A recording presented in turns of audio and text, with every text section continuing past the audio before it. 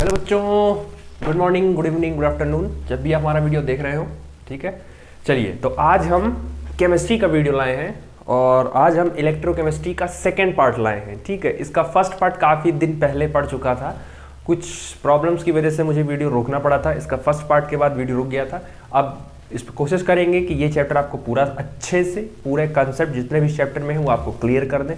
ठीक, तो पहले पार्ट में आपको मैंने पढ़ाया था इलेक्ट्रोकेमिस्ट्री क्या होता है, क्यों पढ़ना है चैप्टर को, और उसमें आपको मैंने स्टार्टिंग का फिनोमेना ऑक्सीडेशन रिएक्शन क्या होता है, रिडक्शन रिएक्शन क्या होता है, ऑक्सीडाइजिंग एजेंट क्या होता है, रिड्यूसिंग एजेंट क्या होता है, आप कैसे जानेंगे, कैसे पहचानेंगे, वो सब मैंने आपको पहले वीडियो में बता दिया है। ठीक, अब एक बार मैं शॉर्ट रिवीजन सिर्फ कर दे रहा हूं इसमें कि होता क्या है, जिससे आपको एक क्विक रिवीजन हो जाए, उसके बाद बाकी हम आगे शुरू करते हैं। ठीक, देखिए इस चैप्टर में वैसे तो ऑक्सीडेशन रिएक्शन का मतलब होता है कि addition of oxygen and removal of hydrogen.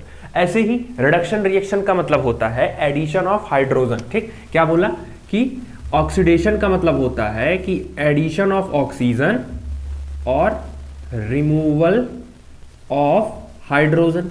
Same ऐसे रिडक्शन का मतलब होता है एडिशन ऑफ हाइड्रोजन और रिमूवल ऑफ ऑक्सीजन। ठीक, ये होता है। लेकिन क्योंकि ये जो डेफिनेशंस हैं ये आपको अभी इस स्टैंडर्ड में 12th में आपको उतनी काम नहीं आएंगी, तो एक दूसरी डेफिनेशन है इसकी जो आपको काम आएगी। तो वो मैंने बताया था कि ऑक्सीडेशन का मतलब होता है लॉस ऑफ इलेक्ट्रॉन और रिडक्शन का मतलब होता है गेन ऑफ इलेक्ट्रॉन। ठीक, अगर इलेक्ट्रॉन का लॉस हो रहा होगा तो उसको ऑक्सीडेशन बोलेंगे, अगर इलेक्ट्रॉन का गेन हो रहा होगा तो उसको हम रिडक्शन बोलेंगे। ठीक, तो ये डेफिनेशन आपको काफी काम लगेगी। ठीक, उसके बाद मैंने बोला था कि जहां पर जिस एलिमेंट का ऑक्सीडेशन होता है वो एलिमेंट आपका बनता है रिड्यूसिंग एजेंट, और जिस एलिमेंट का रिडक्शन होता है वो एलिमेंट बनता है आपका ऑक्सीडाइजिंग एजेंट। ये ट्रिक थी आपकी, बाकी आपको कंसेप्ट भी बता दिया गया है। आप कंसेप्ट से चाहे करिए चाहे ट्रिक से करिए, ट्रिक से करो जल्दी हो जाएगा क्योंकि हमको न्यूमेरिकल सॉल्व करने हैं, किसी को समझाना तो है नहीं। ठीक, तो ये इतना पोर्शन आपको मैंने समझा दिया था। अब उसके बाद आता है केमिस्ट्री, इसमें चैप्टर में करना क्या। देखो इस चैप्टर में जनरली बेसिकली आपको दो तरीके का सेल पढ़ना है। ठीक है, सबसे पहले चैप्टर में सेल पढ़ने हैं दो तरीके के, इलेक्ट्रोकेमिकल सेल, इलेक्ट्रोलाइटिक सेल। उसके बाद आपको फैराडे का लॉ पढ़ना है, Faraday first law, Faraday second law, वहां आपको कुछ न्यूमेरिकल्स मिलेंगे, और लास्ट में आपको कुलरोश लॉ पढ़ना है। ठीक है, तो ओवरऑल चैप्टर 3 पार्ट में, बाकी कुछ छोटे छोटे टर्म्स आपको बीच में मिलते जाएंगे। ठीक, चलिए तो इलेक्ट्रोकेमिस्ट्री करने के लिए आपको रिडॉक्स वाला चैप्टर थोड़ा सा क्लियर होना चाहिए। रिडॉक्स अगर आ रहा होगा तो ठीक है, नहीं तो कोई बहुत ज्यादा यूज नहीं है। अब देखो कि इलेक्ट्रोकेमिस्ट्री आया कैसे, परिचय में हुआ कैसे, ये रोल में हुआ, फेमस कैसे हुआ। हुआ क्या कि एक्सपेरिमेंट किया गया, साइंटिस्ट ने एक्सपेरिमेंट किया। उन्होंने क्या किया, उन्होंने एक बीकर लिया और उस बीकर में उन्होंने अलग अलग मेटल का रॉड डाला होगा। तो ऐसे ऐसे करने के बाद उन्होंने एक बार जिंक का रॉड डाला और इसमें जो सोल्यूशन है वो कॉपर सल्फेट का डाला। ठीक, जिंक रॉड डाला और कॉपर सल्फेट का सोल्यूशन डाला। अच्छा, ये कॉपर सल्फेट का जो उन्होंने सोल्यूशन डाला था वो उन्होंने 1 मोलर डाला था। पहले देखो, पहले क्या हुआ कि उन्होंने अलग अलग मोलर कंसंट्रेशन पर चेक किया था, तो जो रिजल्ट है वो एप्रोप्रिएट नहीं आ रहा था। तो बाद में उन्होंने क्या किया, इसका जो कंसंट्रेशन है वो 1 मोलर ले लिया था। 1 मोलर का मतलब समझ रहे हो ना, 1 मोलर का मतलब ये मोलैरिटी होती है। मोलैरिटी क्या होती है, number of moles of solute upon volume of solution in litre. ठीक, तो उन्होंने कॉपर सल्फेट का इन्होंने 1 मोलर सोल्यूशन लिया। ठीक, अब उसके बाद जैसे ही जिंक के रॉड को कॉपर के सॉल्यूशन में, कॉपर सल्फेट के सॉल्यूशन में इन्होंने डिप किया, कुछ चीजें अपनी आप हुई, स्वयं हुई, उसे कुछ कराया नहीं गया, घटनाएं खुद में घटने के लिए।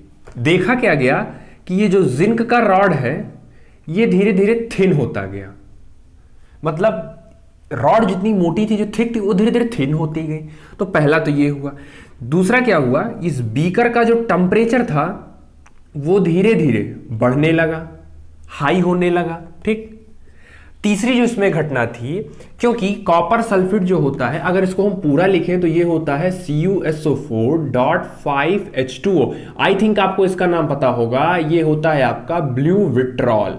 ठीक है, अब देखो कॉपर जो होता है, कॉपर आपका डी ब्लॉक का एलिमेंट है, ठीक है। जैसे एक ऐसे पढ़ रहे हो तो एक नॉलेज ले लो कि जितने भी आपके डी ब्लॉक के एलिमेंट होते हैं, डी ब्लॉक के एलिमेंट ही कलर कंपाउंड बनाते हैं। जब आपको कोऑर्डिनेशन पढ़ाएंगे तो वहां आपको और बताएंगे ऐसा क्यों, बट अभी आप दिमाग में रखिए कि जितने भी डी ब्लॉक के एलिमेंट होते हैं, और डी ब्लॉक में ऑलरेडी आपके मेटल ही पाए जाते हैं ऑलवेज, ठीक है। तो जो डी ब्लॉक के मेटल या डी ब्लॉक के एलिमेंट होते हैं वो कलर्ड कंपाउंड बनाते हैं। तो जो कॉपर सल्फेट 5s2 होता है, ये ब्लू विट्रॉल कहते हैं, उसका कलर ब्लू होता है। तो इस सॉल्यूशन का जो कॉपर सल्फेट का जो कलर था, एक्चुअल में ये कौन से कलर का था? ये आपका ब्लू कलर का था, ठीक है। कैसा था? ये आपका ब्लू कलर का था।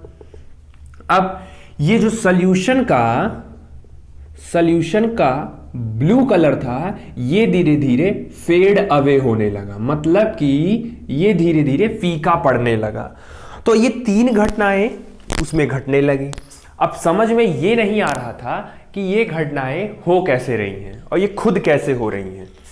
तो साइंटिस्ट ने सोचा, इन्होंने कहा कि ये एक्चुअल में क्या हुआ होगा कि जो जिंक का रॉड है, ये जिंक का रॉड सॉल्यूशन में एंट्री कर रहा होगा।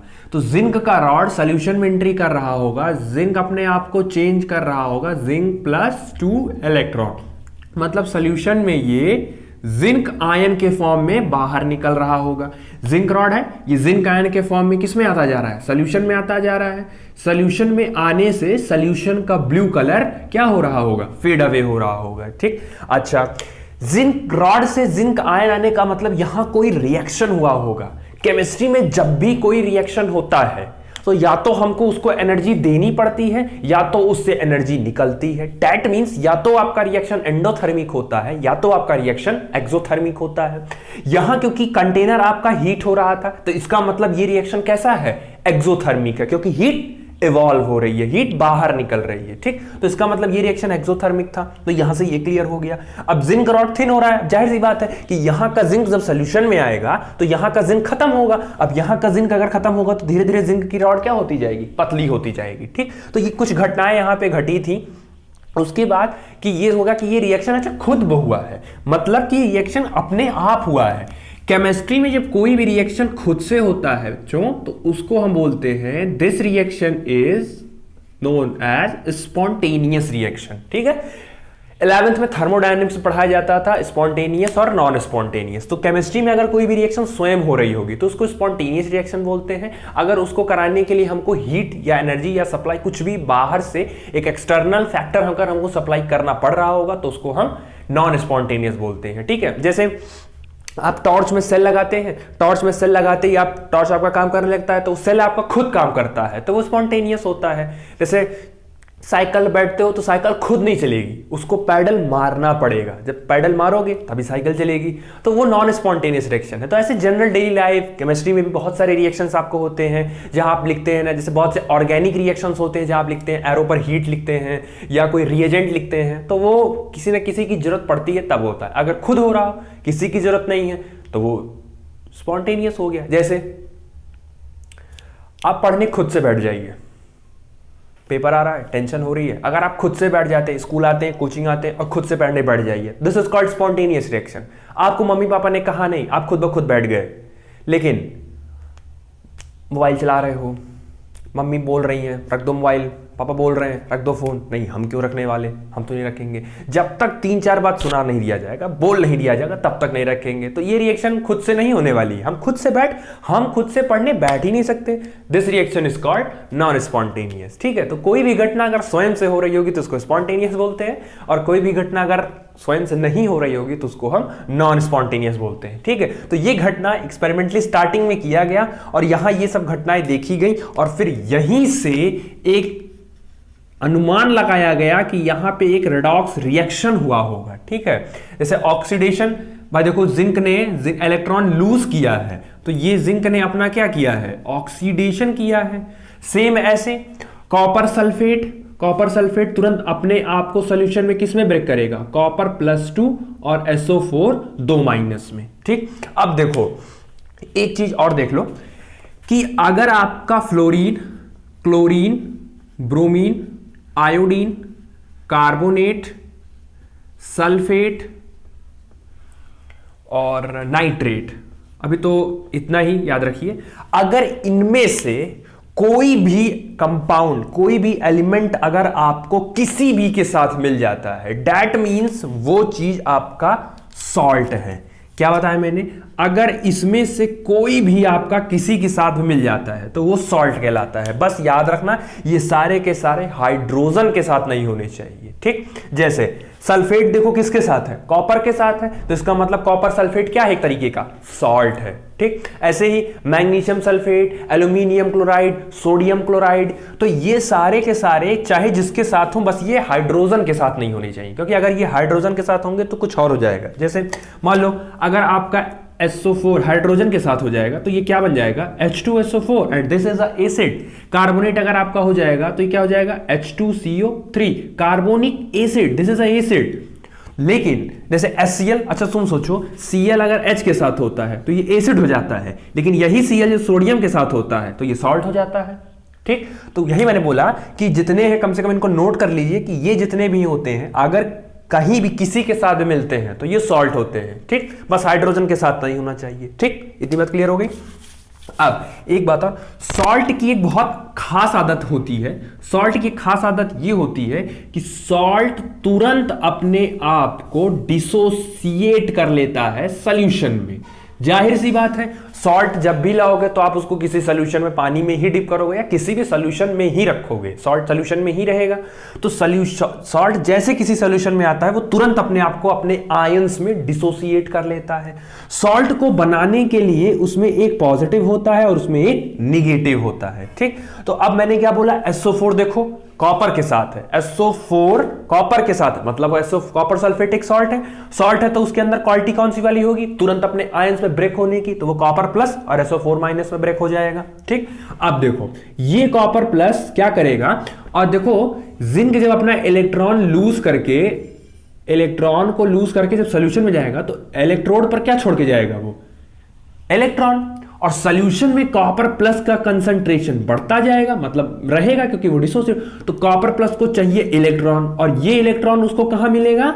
इलेक्ट्रोड पर। तो यहां से क्या होगा कि सॉल्यूशन का कॉपर रॉड पे चला जाएगा, मतलब कि जो सॉल्यूशन का कॉपर आयन है वो इलेक्ट्रॉन को लेके और रॉड पे डिपॉजिट हो जाएगा कॉपर के फॉर्म में, और इलेक्ट्रॉन के लेने को घटने को हम क्या बोलते हैं? रिडक्शन बोलते हैं, ठीक। तो ये आपका हो गया रिडक्शन। यानी आप देखिए इसी पर्टिकुलर बीकर में आपका ऑक्सीडेशन और एज वेल एज रिडक्शन दोनों घटनाएं एक साथ हो गई, ठीक। तो आई थिंक इतना समझ में आ गया होगा। जैसे कि मैंने बताया क्या किया, एक रॉड लिया, एक बीकर लिया गया, उसमें कॉपर सल्फेट का सॉल्यूशन रखा गया। कॉपर सल्फेट एक सॉल्ट होता है, कैसे पता? यहां मैंने बता दिया कि इतने fluorine, chlorine, bromine, iodine, carbonate, sulphate, nitrate, अगर ये सब आपके हैं किसी भी एलिमेंट के साथ अटैच है तो ये सारे के सारे सॉल्ट होते हैं। बस ये सारे एलिमेंट हाइड्रोजन के साथ नहीं होने चाहिए, ठीक। सॉल्ट हो जाएगा। सॉल्ट हो जाएगा तो सॉल्ट के पास एक स्पेशल प्रॉपर्टी होती है कि वो सॉल्यूशन में अपने आप को डिसोसिएट कर लेता है। सॉल्ट डिसोसिएट करते समय तुरंत अपने प्लस और अपने माइनस से टूट जाता है, क्योंकि सॉल्ट बनता ही प्लस और माइनस से है, ठीक। तो कॉपर सल्फेट एक सॉल्ट है और वो सॉल्यूशन में है, तो कॉपर सल्फेट तुरंत अपने आप को कॉपर प्लस और SO4 माइनस में डिसोसिएट कर लेगा। डिसोसिएट करने से क्या होगा? फिर यहां पे देखिए डिसोसिएट करके कॉपर प्लस यहां पे रखा है, यहां पे क्या होगा? जिंक का जो रॉड है, यहां से जिंक धीरे धीरे निकल के बाहर आएगा। इसकी वजह से जिंक का रॉड पतला होता जाएगा। रॉड क्योंकि जिंक प्लस बाहर आ रहा है तो पीछे वो अपना इलेक्ट्रॉन छोड़ के जाएगा। यहां पर इलेक्ट्रॉन का कंसंट्रेशन ज्यादा है, सॉल्यूशन में कॉपर प्लस को चाहिए इलेक्ट्रॉन, तो ये कॉपर प्लस को इलेक्ट्रॉन चाहिए के लिए वो इलेक्ट्रोड पे भागेगा। तो कॉपर प्लस सॉल्यूशन का जिंक जो इलेक्ट्रोड था वहां से इलेक्ट्रॉन लेके किस में कन्वर्ट हो जाएगा? कॉपर में। और जिंक आयन के फॉर्म में सॉल्यूशन में एंट्री ले लेगा, ठीक। ये रिएक्शन स्वयं हुआ है, दैट इज स्पॉन्टेनियस हुआ है। और जिंक का रॉड धीरे धीरे जब ये घटनाएं होती रहेंगी, अच्छा देखो ऑक्सीडेशन रिडक्शन दोनों साथ हुआ है ना, मतलब कि आपका रेडॉक्स हुआ है। जब रेडॉक्स रिएक्शन होगा तो जिंक की रॉड आपकी थिन होती जाएगी, टेम्परेचर हाई होता जाएगा, दैट मींस ये एक्सोथर्मिक रिएक्शन है। और आपका जो सॉल्यूशन होगा, क्योंकि कॉपर सल्फेट का फॉर्मूला ये होता है, ब्लू वेट्रॉल ब्लू कलर का होता है, उसका सॉल्यूशन धीरे धीरे फेड होने लगेगा। तो इससे ये सारी घटनाएं खुद ब खुद हुई थी। तो यहां पर ये फिर सवाल उठा कि ये सारी घटनाएं खुद कैसे हुई, क्या हुआ, ऐसा क्या हुआ उसमें। तो धीरे धीरे और स्टडी इसकी बढ़ती गई और क्लियर होता गया कि एक्चुअल में हुआ क्या होगा। तो यहां पे कुछ सवाल हैं जो सवाल का जवाब आपको अभी आगे सेल देगा कि एक्चुअल में यहां हुआ क्या है, ठीक। तो इतना नोट कर लीजिए। और उसके बाद नेक्स्ट आपको पढ़ना है सेल, इलेक्ट्रोकेमिकल सेल, उसके बाद इलेक्ट्रोलिटिक। तो पहले आपको इलेक्ट्रोकेमिकल सेल डिटेल में पढ़ना है, उसके बाद इलेक्ट्रोलिटिक। ठीक, तो इतना नोट कर लीजिए या स्क्रीन शॉट ले लीजिए, जिसको हम एसएस बोलते हैं। ठीक, चलिए नेक्स्ट है आपका इलेक्ट्रोकेमिकल सेल। ये इलेक्ट्रोकेमिकल सेल क्या होता है? देखो, इलेक्ट्रोकेमिकल सेल को ही हम गैल्वेनिक सेल बोलते हैं और उसी को हम वोल्टेइक सेल बोलते हैं। पहले तो दिमाग में यही रखिए कि इलेक्ट्रोकेमिकल सेल को ही हम गैल्वेनिक सेल बोलते हैं और इसी को हम वोल्टेइक सेल भी बोलते हैं। ठीक, कोई प्रॉब्लम नहीं। अब इलेक्ट्रोकेमिकल सेल होता क्या है? इलेक्ट्रोकेमिकल सेल का मतलब होता है एक ऐसा सेल जो केमिकल एनर्जी को चेंज कर देता है इलेक्ट्रिकल एनर्जी में। देखो, इसको याद करने की ट्रिक क्या है? जो बाद में लिखा होगा उसको आप पहले लिखिए, केमिकल बाद में है तो पहले लिखिए, और जो पहले है उसको आप लिखिए बाद में। तो ये हो जाएगा इलेक्ट्रो। इलेक्ट्रो का मतलब जनरली इलेक्ट्रिसिटी से ही रिलेटेड होता है, तो वो इलेक्ट्रिक करंट में आ जाएगा मतलब। ठीक है, तो इलेक्ट्रोकेमिकल क्या है कि जो केमिकल एनर्जी को इलेक्ट्रिकल एनर्जी में कन्वर्ट कर दे, that is called electrochemical cell. अब इसका अगर एग्जांपल हमने डेली लाइफ का लें तो जैसे आपकी इन्वर्टर की बैटरी हो गई, या जैसे आपका 10 रुपए का जो निप्पो आता है, जैसे जो आप 10 रुपए की बैटरी जो एवरेडी लेते हैं, आप ध्यान दीजिए तो 10 रुपए की जो एवरेडी होती है उसमें आपकी जो एनर्जी होती है वो केमिकल के फॉर्म में इस बैटरी में स्टोर कर दी जाती है। ठीक, वो एनर्जी केमिकल के फॉर्म में स्टोर कर दी जाती है। जैसे ही आप अपनी उस बैटरी को रिमोट या टॉर्च में इंटर करते हैं, जैसे लगाते हैं, तुरंत उस बैटरी का जो केमिकल है वो इलेक्ट्रिकल में कन्वर्ट होता है और आपके रिमोट को देता है। फिर आपका रिमोट या सेल या टॉर्च आपका जलना स्टार्ट हो जाता है। तो वो एक इलेक्ट्रोकेमिकल सेल का एग्जांपल है। ठीक, ऐसे जैसे आपकी फोन की बैटरी होती है, फोन की बैटरी में आप थोड़ा सेकेंडरी होती है, वो रिचार्जेबल होती है, या इन्वर्टर की बैटरी होती है, आप ले लीजिए, अपने फोन की बैटरी ले लीजिए। पहले आप क्या करते हैं, मान लीजिए आपने उसको चार्ज कर लिया, तो जब आप फोन अपना चार्ज करते हैं तो वो जो इलेक्ट्रिकल एनर्जी होती है जिसको आप चार्ज कर रहे होते हैं, वो आपकी फोन की बैटरी में केमिकल एनर्जी के फॉर्म में स्टोर हो गया होता है। अब कहानी यहां से शुरू करो कि तुम्हारे फोन की बैटरी 100% चार्ज है। 100% चार्ज होने का क्या मतलब है कि उसके बैटरी के अंदर पूरा केमिकल एकदम फुल्ली चार्ज हो गया है। ठीक, जैसे से आप फोन यूज करते हैं आपकी बैटरी का परसेंटेज कम होता है। क्यों? क्योंकि वो जो केमिकल एनर्जी आपने बैटरी में स्टोर की थी वो धीरे धीरे इलेक्ट्रिकल में कन्वर्ट होती है और आपका खर्च होती रहती है। ठीक, तो वो खर्च होती रहती है आपका, फिर आपका पूरे chemical energy, complete chemical energy electrical energy में चेंज हो जाती है। ठीक है, तो यही एक पहले प्रॉब्लम ये होती थी कि स्टार्टिंग में क्या हुआ कि पहले हमारा जो सेल बना था उसमें क्या करते थे, पहले एक बार केमिकल स्टोर कर देते थे, वो जितनी एनर्जी दे पाती थी दे देती थी, जैसे आपका केमिकल खत्म हुआ वापस आपका सेल बेकार हो गया। जैसे 10 रुपए वाला जो आप बैटरी खरीद के लाते हैं, एक बार अगर वो सेल खत्म हो जाए तो आप सेल को फेंक देते हैं।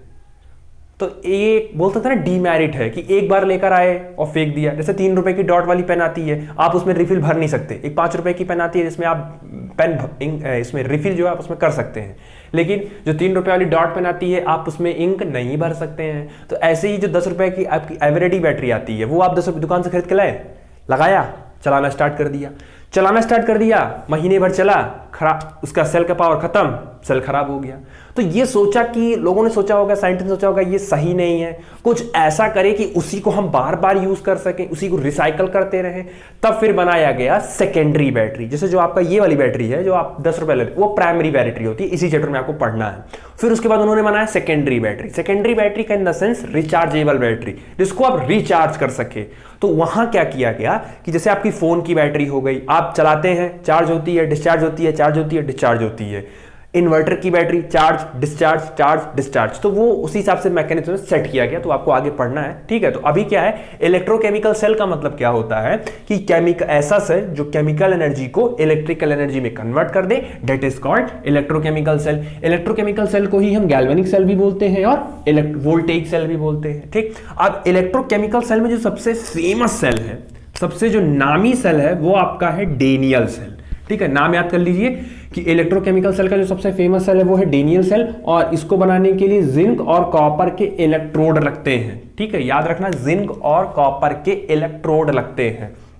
ठीक है, सेल में आपका जैसे आपने वो वही एग्जांपल है, क्योंकि आप लोगों ने देखा होगा 10 रुपए का जो आपका सेल होता है, नहीं होगा तो देख लेना, निकाल के जाके चेक कर लो। चाहे आपके 10 रुपए वाले सेल में एक तरफ प्लस टर्मिनल है, एक तरफ माइनस है, बीच में हल्का सा प्लस वाले की तरफ हल्का सा उठा होगा बी सेंटर पॉइंट में।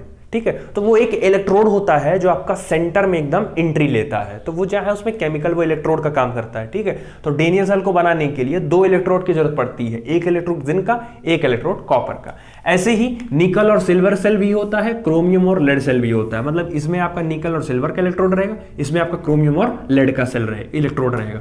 तो हमको क्या है, क्योंकि सबसे फेमस सेल होता है डीएनए सेल, तो आपको जो स्टडी करनी चैप्टर में वो करनी है डीएनए सेल के बारे में, ठीक है। तो डीएनए सेल के बारे में चलिए स्टडी कर लेते हैं, क्या है, कैसे क्या वर्क करता है, कैसे क्या फंक्शन करता है। चलिए नेक्स्ट है आपका डीएनए सेल। तो डीएनए सेल क्या होता है, देखो डीएनए सेल में क्या करते हैं, हम 2 बीकर लेते हैं, ठीक। डीएनए सेल में हमने 2 बीकर लिया, इसमें एक डाला जिंक का इलेक्ट्रोड, एक डाला कॉपर का इलेक्ट्रोड। इलेक्ट्रोड का मतलब होता है रॉड, ठीक है, ऐसे समझो, इलेक्ट्रोड का मतलब होता है रॉड। तो एक बीकर में आपने जिंक का रॉड डाला, एक बीकर में आपने कॉपर का रॉड डाला, ठीक। इन दोनों रॉड को आपने वायर से कनेक्ट कर दिया और सेंटर में आपने गैल्वेनोमीटर लगा दिया। गैल्वेनोमीटर का क्या काम है बच्चों, आपको याद होगा, गैल्वेनोमीटर का काम होता है कि सर्किट में क्या डिटेक्ट करता है, डिटेक्ट करंट, ठीक है, याद रखना। गैल्वेनोमीटर सर्किट में करंट डिटेक्ट करता है, exact amount of current ammeter detect करता है। ये दोनों में थोड़ी सी कंफ्यूजन रहती है बच्चों को। गैल्वेनोमीटर का काम होता है कि सर्किट में करंट है या नहीं है, वो ये मेजर करके बता देगा कि हाँ भैया है या नहीं है, उसमें डिफ्लेक्शन शो हो जाएगी। अगर गैल्वेनोमीटर की सुई इधर से उधर हुई तो मतलब सर्किट में करंट है, अब जिधर डिफ्लेक्शन हुआ होगा मतलब करंट का डायरेक्शन उधर ही रहा होगा, ठीक। जबकि एमीटर जो होता है वो सर्किट में फ्लो होने वाले एग्जैक्ट अमाउंट ऑफ करंट को बता देता है, ठीक। तो ये हो गया। अब क्या किया गया कि 2 रॉड लिए गए, जिंक के और कॉपर के, याद रखना डीएनए में इन्हीं दोनों का होना चाहिए, जिंक का और कॉपर का। इसको 2 बीकर में सॉल्यूशन में डिप कर दिया गया। पॉइंट नंबर 1 जो आपको याद करना है, जिसका इलेक्ट्रोड होगा उसी का सॉल्यूशन होना चाहिए। जिंक का इलेक्ट्रोड है, जिंक का रॉड है, तो सॉल्यूशन भी जिंक सल्फेट यानी जिंक का ही होना चाहिए। कॉपर का इलेक्ट्रोड है तो सॉल्यूशन भी कॉपर का होना चाहिए। अब इसमें पीछे जरा देखो, मैंने क्या बताया था कि जिंक सल्फेट है ना, जिंक सल्फेट की खास आदत क्या होती है, सॉल्ट है ना, सॉल्ट है ये, तो सॉल्ट तुरंत अपने आप में जिंक प्लस और सल्फेट माइनस में टूट जाएगा। कॉपर सल्फेट भी यही करेगा, कॉपर +2 और सल्फेट 2 माइनस, तो सॉल्ट की आदत है, ये टूट जाएगा। अब होगा क्या, देखो होगा क्या, ये जो जिंक का रॉड है, जिंक का रॉड धीरे धीरे यहां से जिंक आयन के फॉर्म में धीरे धीरे यहां उतरने लगेगा। मतलब जो जिंक का ये जो जिंक वाला इलेक्ट्रोड है, यहां का जिंक सॉल्यूशन में उतरने लगेगा। यानी यहां पे आपका एक्चुअल में क्या होगा, जो जिंक सॉलिड है, ये जो रॉड वाला है, ये सॉल्यूशन में उतरेगा, तो जिंक +2 और ये एक्वस में और +2 इलेक्ट्रॉन में कन्वर्ट हो जाएगा। एक घटना तो यहां हो गई, जरा दूसरी घटना यहां चेक करो, कॉपर +2। अब होगा क्या, कॉपर +2 को क्या चाहिए, इलेक्ट्रॉन चाहिए। अब होगा क्या कि जब जिंक वाले इलेक्ट्रोड से जब जिंक आयन यहां उतर जाएगा तो इलेक्ट्रोड पर क्या बचेगा, आपका इलेक्ट्रॉन बचेगा। ये इलेक्ट्रॉन आपका ऐसे मोशन करता हुआ इस इलेक्ट्रोड पर पहुंचेगा, मोशन करने लगेगा और वो इस इलेक्ट्रोड पर पहुंचेगा। इस इलेक्ट्रोड पर जब पहुंचेगा तो कॉपर आयन, जो सॉल्यूशन का कॉपर आयन है, वो इलेक्ट्रॉन लेके रॉड पे डिपॉजिट होता रहेगा। मतलब कि यहां कॉपर +2 जो एक्वस सॉल्यूशन में है वो रॉड पे पहुंचेगा, वहां से 2 इलेक्ट्रॉन गेन करेगा और कॉपर सॉलिड में कन्वर्ट हो जाएगा, ठीक। अब आप जरा ध्यान दो, यहां पे जिंक ने इलेक्ट्रॉन को लूज किया है, मतलब कि यहां पे कौन सा फिनोमेना हुआ है बच्चों, यहां पे तो शायद ऑक्सीडेशन हो गया है। और यहां देखो कॉपर ने इलेक्ट्रॉन गेन किया है, जब इलेक्ट्रॉन गेन करता है तो कौन सा फिनोमेना होता है बच्चों, रिडक्शन। तो यहां हो गया ऑक्सीडेशन, यहां हो गया रिडक्शन। अब सवाल यह है कि जिंक ने ही क्यों इलेक्ट्रॉन निकाला और कॉपर ने ही क्यों इलेक्ट्रॉन गेन किया। अब क्या है कि मैं अभी स्कूल में पढ़ा रहा था, तो वहाँ केमिस्ट्री का टेस्ट चल रहा था, वाइवा चल रहा था, तो वहाँ मैंने बच्चों से एक सवाल पूछा था जो ऑलमोस्ट बच्चों ने जवाब नहीं दिया था। मैंने ये पूछा था कि जिंक भी आपका एक मेटल होता है, कॉपर भी आपका एक मेटल होता है, ठीक है, दोनों आपका मेटल होता है। अब मेटल की टेंडेंसी सबको पता है इलेक्ट्रॉन की लूज करने की होती है, गेन करने की नहीं होती है। तो जिंक वाला तो इलेक्ट्रॉन लूज कर रहा है, अच्छी बात है, लेकिन कॉपर वाला इलेक्ट्रॉन गेन कैसे कर रहा है जबकि ये मेटल है? तो मेटल के होने के बावजूद भी इलेक्ट्रॉन गेन कैसे कर रहा है? ये तो नेचर के खिलाफ है इसके। तो इस सवाल का जवाब पूछे थे तो ऑलमोस्ट शायद किसी बच्चे ने जवाब दिया नहीं था, लेकिन इस सवाल का जवाब देखो, ऐसा हुआ क्यों कि दो मेटल होने के बावजूद भी एक इलेक्ट्रॉन को लूज कर रहा है और दूसरा इलेक्ट्रॉन को गेन कर रहा है। वो रीजन ये होता है कि हर मेटल की पावर, इलेक्ट्रॉन को लूज करने की पावर अलग अलग होती है, जिसको आप रिएक्टिविटी सीरीज के नाम पे जो आपने देखा है, वो हर एलिमेंट की अपनी अपनी एक वैल्यू होती है। कॉपर की जो वैल्यू होती है, कॉपर का जो रिडक्शन का पावर होता है वो ज्यादा होता है, मतलब इसकी एक्सपेरिमेंटल चेक किया गया, एक्सपेरिमेंट से वैल्यू पता की गई है कि कॉपर रिडक्शन ज्यादा अच्छे से देता है इन कंपैरिजन टू जिंक के। ठीक, अब इसी को दूसरी तरीके के समझोगे तो ऐसे समझो कि जो मेटल स्ट्रांग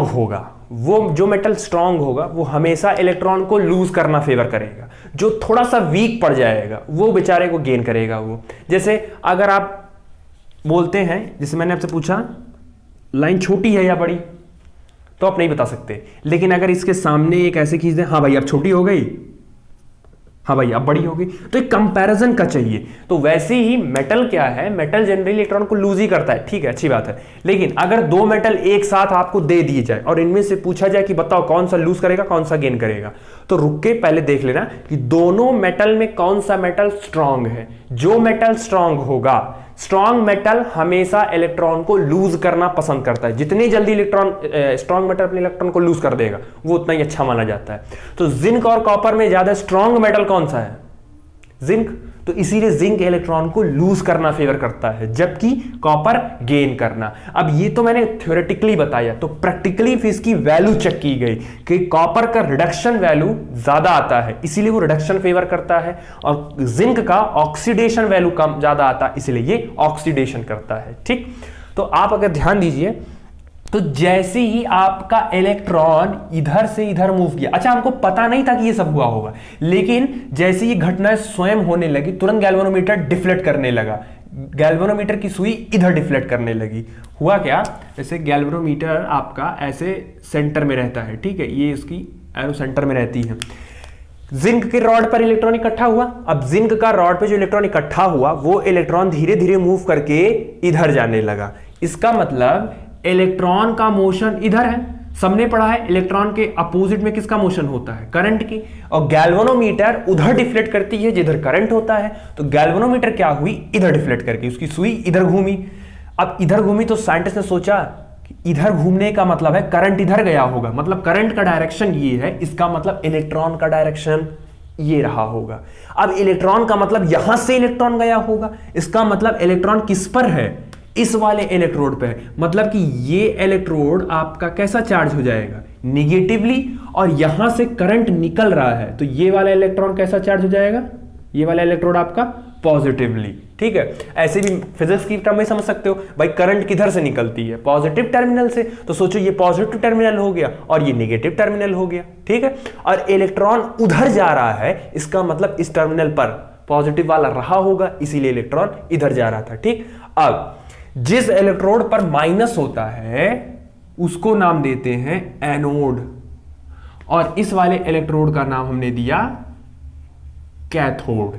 ठीक, तो दूसरी बात, कभी भी ये मत रटना कि कैथोड पर नेगेटिव होता है और एनोड पर पॉजिटिव होता है, ऐसा नहीं होता है। According to situation cathode plus भी ले सकता है, according to situation cathode minus भी ले सकता है। तो इस बात में क्रिस्टल क्लियर रखो कि कंफर्म नहीं है कि ये प्लस लेगा माइनस। अच्छा, अब कुछ लोग के दिमाग में सवाल हो रहा होगा कि कैसे हमको पता होगा, तो वो आपको पता नहीं होगा, वो आपको क्वेश्चन में बता दिया जाएगा, पेपर में आपको बता दिया जाएगा, वो 2 ही 4 जगहों पर ऐसा होगा, तो आप याद कर लो उसको। ठीक है, जैसे इलेक्ट्रोकेमिकल में सेल में याद कर लो कि एनोड हमेशा नेगेटिव होगा, कैथोड हमेशा पॉजिटिव होगा। ठीक, तो हुआ क्या, ये सारी घटनाएं हुई, यहां पे आपका इलेक्ट्रॉन गया, यहां से आपका करंट गया, ये इधर आपका डिफ्लेक्ट किया होगा, जो भी आपका गैल्वेनोमीटर की सुई होगी वो इधर की साइड डिफ्लेक्ट करके होगी। इससे ये पता चल गया कि सर्किट में करंट फ्लो हुआ।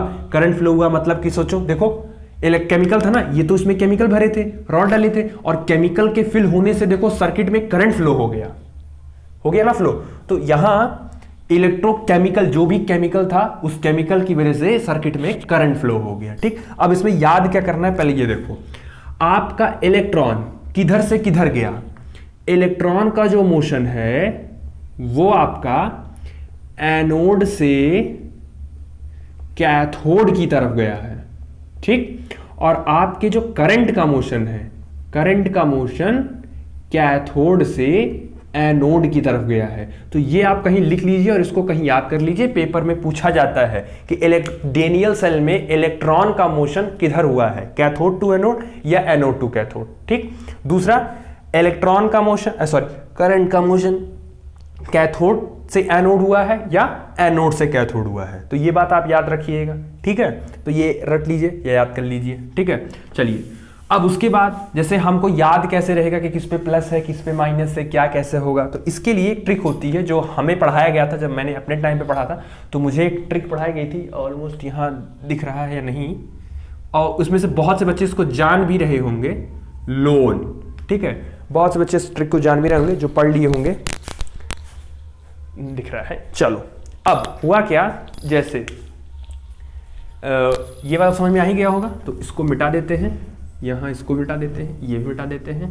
चलिए देखिए, अच्छा देखो ये किस साइड है, ये लेफ्ट है, तो इसको हम बोलेंगे लेफ्ट हाफ सेल।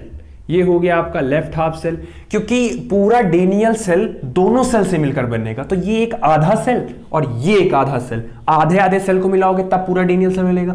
तो ये लेफ्ट हाफ सेल और ये आपका राइट हाफ सेल। ठीक, ये हो गया। लेफ्ट हाफ सेल पे आपका कौन सा प्रोसेस हुआ है, ऑक्सीडेशन हुआ है, और राइट हाफ सेल पे आपका क्या हुआ है, रिडक्शन हुआ है। ठीक, ऑक्सीडेशन का जो इलेक्ट्रोड है वो आपका कैसे कौन सा वाला है, एनोड, और ये कौन सा वाला है आपका कैथोड, और इस पे कैसा चार्ज है, एनोड पर आपका निगेटिव चार्ज है, और ये आपका कैसा चार्ज है, पॉजिटिव चार्ज है। ठीक, तो अब याद क्या करना है, सबका पहला लेटर उठा लीजिए, एल लेफ्ट हाफ सेल, ओ ऑक्सीडेशन, ए एनोड, एन निगेटिव। ठीक, तो ऐसे याद रखो, डेनियल सेल में लोन, लेफ्ट मतलब लेफ्ट हाफ सेल, ओ लेफ्ट वाले पे ऑक्सीडेशन कराना है, वहां एनोड होगा और वो निगेटिव चार्ज होगा। ठीक, ये क्लियर कर लेना। अब ये सवाल है कि ये इसको लेफ्ट हाफ सेल ये इधर नहीं हो सकता, ये इधर नहीं हो सकता, तो हो सकता है आप इसको इधर कर दीजिए, इसको इधर कर दीजिए, तो करने से क्या मिलेगा, करने से तुमको रिजल्ट, तुम्हारे रिजल्ट में कोई चेंज होगा। अगर ये बीकर तुम ये वाला इलेक्ट्रोड इधर रख देते हो और ये वाला इलेक्ट्रोड इधर रख देते हो, तो तुमको तुम्हारे फाइनल रिजल्ट में कोई चेंज मिलेगा? चेंज तो वही ही मिलेगा जो तुमको मिलेगा, करंट इलेक्ट्रॉन मोशन वैसे ही करेगा, बस खाली इलेक्ट्रॉन का मोशन इधर से उधर हो जाएगा, ये इधर से इधर हो जाएगा। बाकी इलेक्ट्रॉन का मोशन कभी कैथोड से एनोड नहीं होगा, इलेक्ट्रॉन का मोशन तब भी एनोड से कैथोड ही होगा, बस एनोड इधर हो जाएगा, कैथोड इधर हो जाएगा, तो रिजल्ट में कोई चेंज नहीं होगा। वो याद करने के लिए अच्छा है ना कि इधर ही करो, किताब वालों ने इधर रखा तो आप भी इधर ही याद रखो। ठीक है, तो ये हो गया आपका। तो याद रखिएगा कि डेनियल सेल बनाते समय आपने दो बीकर लिया, एक में जिंक रॉड, एक में कॉपर रॉड, बीच में गैल्वेनोमीटर, यहाँ जिंक का रॉड जिंक आयन में कन्वर्ट होकर सोल्यूशन में आने लगा, और कॉपर का जो सोल्यूशन का जो कॉपर सोल्यूशन में कॉपर था वो धीरे धीरे कैथोड पर या रॉड पे जाने लगा। जिस पे जिंक जब आएगा तो पीछे माइनस छोड़ के आएगा, तो इस पे पूरा माइनस चार्ज, और जैसे इसमें माइनस होगा दूसरा ले प्लस चार्ज, माइनस वाले को एनोड बोलते हैं, प्लस वाले को कैथोड बोलते हैं। ठीक, अब आपका यहां से इलेक्ट्रॉन मूव करके यहां गया।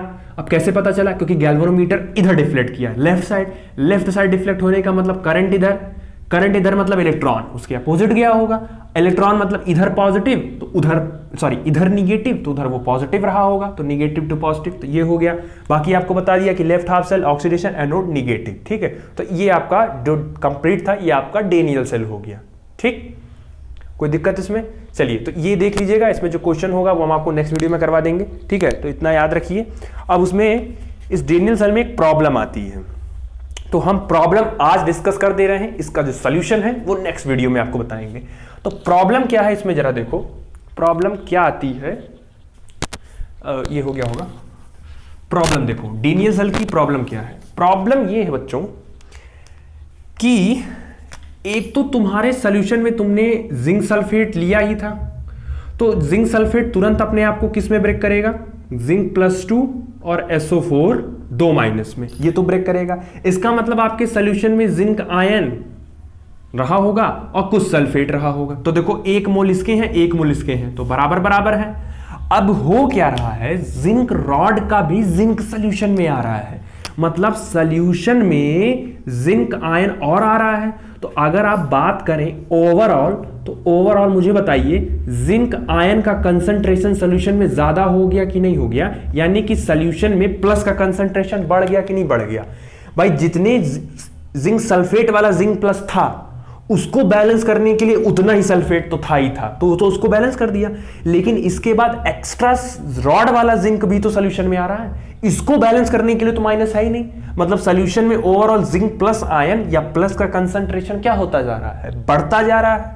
ठीक ऐसे ही यहां चेक करो, यहां क्या होगा, यहां आपका लिए थे आपने कॉपर सल्फेट का सोल्यूशन, तो कॉपर अपने आप को ब्रेक करेगा कॉपर +2 और सल्फेट माइनस में।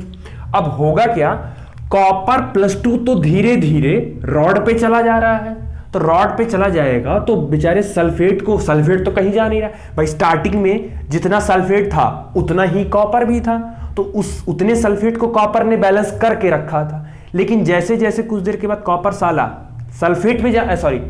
कॉपर रॉड पे जाने लगा, तो यहां पे कॉपर तो जाने लगा, ये तो भाग गया, तो अकेले सोल्यूशन में क्या बचा, सिर्फ सल्फेट आयन। मतलब सोल्यूशन में सल्फेट आयन का कंसंट्रेशन, दैट मींस माइनस का कंसंट्रेशन क्या होने लगा, बढ़ने लगा।